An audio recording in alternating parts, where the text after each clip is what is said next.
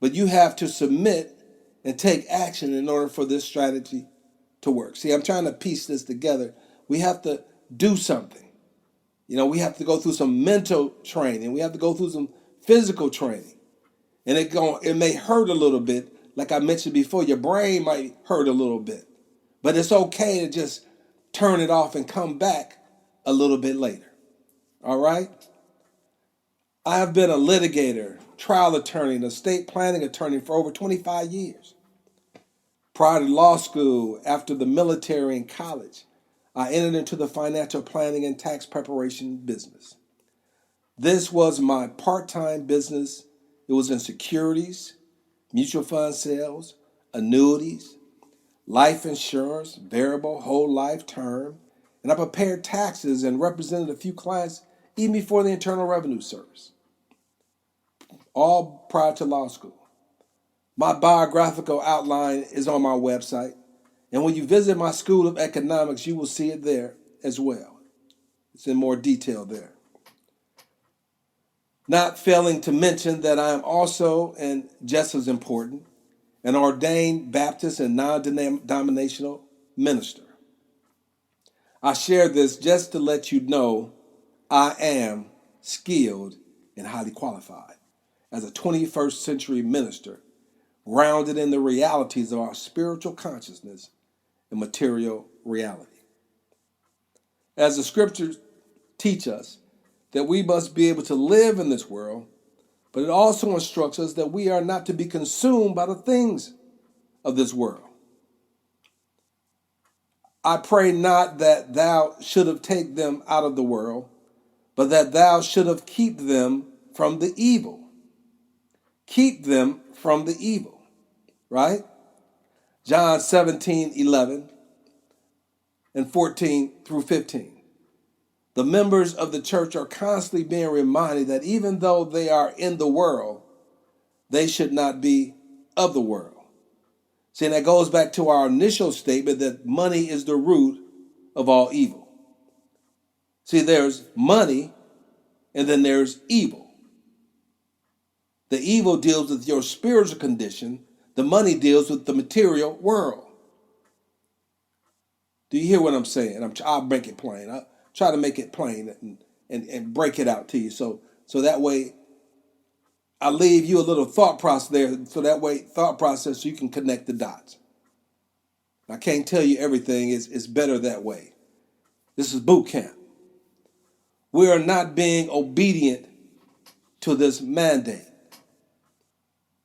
We are consumed by the things of this world.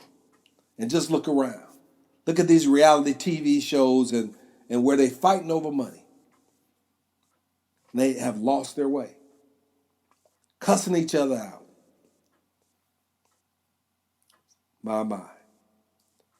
My calling is to save souls by making sure that the people understand what God has commanded that we do with our lives, by first helping you to understand what these specific real world requirements are. And then you are able to creation, get it, yourself. Because we are the creators and not destroyers. So let me make it plain. In the Rite of Passage program, excuse me, you will create an outline of your best self. In writing down your dreams, desires, and aspirations, because you'll be making a contract with yourself and discovering your purpose. You see, when you put this in writing, not only does it become a contract, but it takes a life of its own. In order for those words that you have written down not to come to fruition, you got to lay down on the job. It's like a football player who breaks loose and he's running and nobody's around and he's running, and all of a sudden he just falls down on the 1 yard line and fails across the goal. Wrestling with wickedness in high places. Look at those two things, but one is good and one is telling you, no, that's not going to work. Why should you do that? Go back to the number one, why should you make money and try to improve your life? The number one why. The next step is to actively engage in the implementation process after we have written it down and stated our dreams and desires and what we want to do. Now is action time. The next step is to actively engage in the implementation process after boot camp throughout the remaining curriculum. So in boot camp, we're going to organize ourselves and we're going to get our minds right and we're going to create an action plan for our life. And then the rest of the remaining program is designed to implement that plan that you have laid out in writing. And not only are we going to implement it, we're going to have the funding to do it with. This is a renewing of your mind ministry, but we're going to do it one bite at a time, which will be a life-changing event that will continually reinforce even after graduation, because we're still going to be here. We're still going to be able to support you. When you go to the website, you see that it's a three-pronged ministry.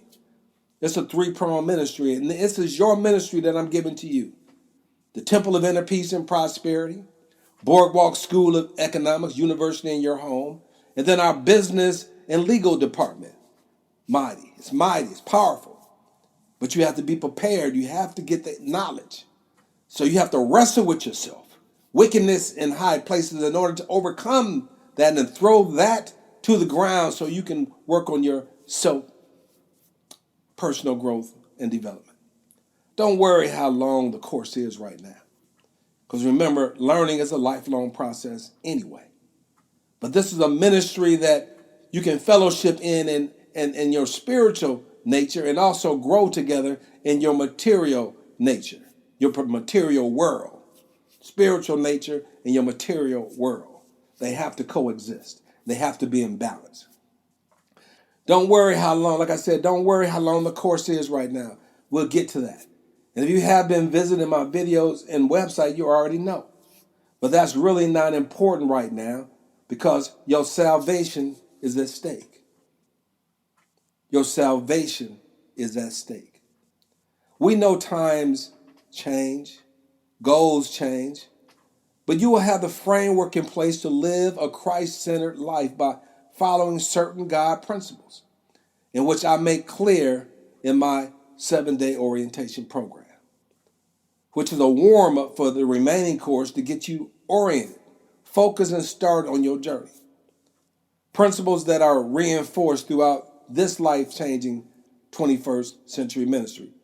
See, normally when you go to church, they give you some words that sometimes don't make sense, and then you go out the door. These are principles that you have to live by. They are tangible principles that you can touch and feel, that you know that you have to live your life by. And if those 2.5 million people who are incarcerated had this message in their heart and these laws written down inside of them and been made aware by their parents and their ministers, most of them would not be locked up right now. This year, once again, is rapidly coming to an end. Can we define insanity? It is defined as the state of being seriously mentally ill. Madness. You're seriously mentally ill. They say that you are gone mad. You have lost your mind. And this is why you are not able to come together as God and nature intended. In nature, you do not have eagles trying and fighting with each other to hang out with pigeons. Before I move on, let me point out that races, different ethnic groups, races, they want to be with their own kind. It's normal and natural. It's nature. But when a cat thinks it's a dog and vice versa, you should know something has gone wrong in nature. The problem with this is that America is an experiment in being different, in being that different races have been put together. And when one race says, like the dominant race, oppresses and enslaves the other, then that's the problem. In America, because its abiding principles are united we stand and divided we fall, and we are one nation under God. However, even though these are our guiding principles, it doesn't change the fact that one race is a construct, that a race is a construct of nature. That's the way God intended. He assigned us to a team, and we're supposed to work together. That might be the divine trick of it all. Can these groups work together? That's why he plucked us out and set us apart and put a test before us. Can we work together? So we're being tested right now. And so far, we're not doing a great job at all. We're not even doing a good job. Can we work together? And okay, doing the same thing each year, again and again, expecting different results, while the world around us is constantly changing, while each new generation is being further degraded because they are not being taught what it takes to become and stay competitive. They're not being taught who they really are, that you are an eagle and not a pigeon. So by definition, they are lost. And when you're lost, that means you have been easily led astray. This is our generational curse. Ignorance of self and who we are and what we are capable of, with the means of achieving and maintaining greatness. Matter of fact, we have been not only taught what we are, we have been misled by our own leadership as to who we are, and they are not trying to bring us together. By the way, they use this greatness, our inherent greatness, to create this country.